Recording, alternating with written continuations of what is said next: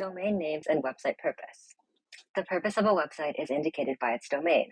Examining the domain of a web resource you are considering for your research is one way to help determine if the source is appropriate to cite. .com. This domain is usually company-sponsored and used for business, marketing, e-commerce, entertainment, news, and current information. Examples are Nordstrom.com, Apple.com, CNN.com, and WarnerBros.com. .gov. Federal, state, and some local governments and agencies use the .gov domain. These sites provide public information, research results, resource sharing, educational resources, and government links.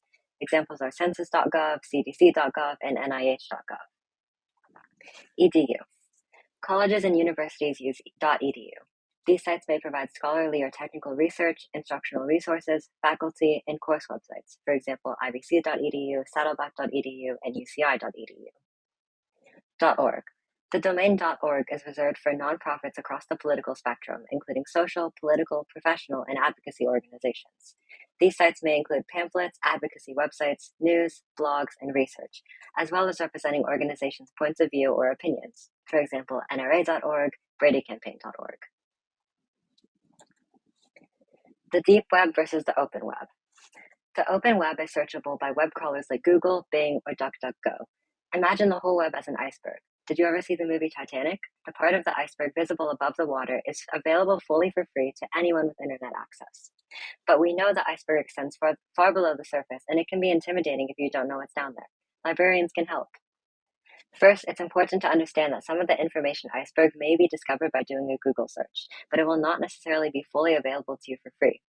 How often have you clicked on an article link to be prompted to sign up to a service? When you are trying to research efficiently, it can be frustrating. Any website requiring a login is not an open or surface web resource. Open resources are freely accessible to anyone on the internet without signing in. If you encounter a website that asks for a login, it's part of the deep web and has restricted access. In such cases, consult with a librarian for assistance in accessing the information you need. As a student at IBC, you can access scholarly articles, major newspapers, movies, books, and more in the deep web. However, you must access those materials using the IBC Library's website. Remember, the websites requiring a login are in a virtual gated community. To access IBC's gated community, you must enter through one of the A to Z database links on the library's website. You can learn more about library database searching in the Articles for College Research workshop or speak to an IBC librarian. There's one last part of the information iceberg to cover.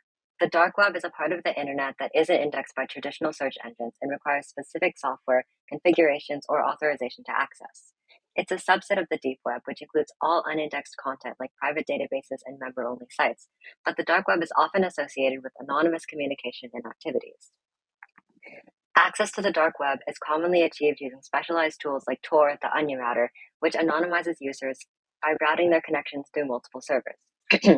While it does provide a platform for privacy and free speech, it is also known for illegal activities such as the trade of illicit goods, hacking services, and other criminal enterprises. The library will not help you access the dark web, and we do not recommend visiting.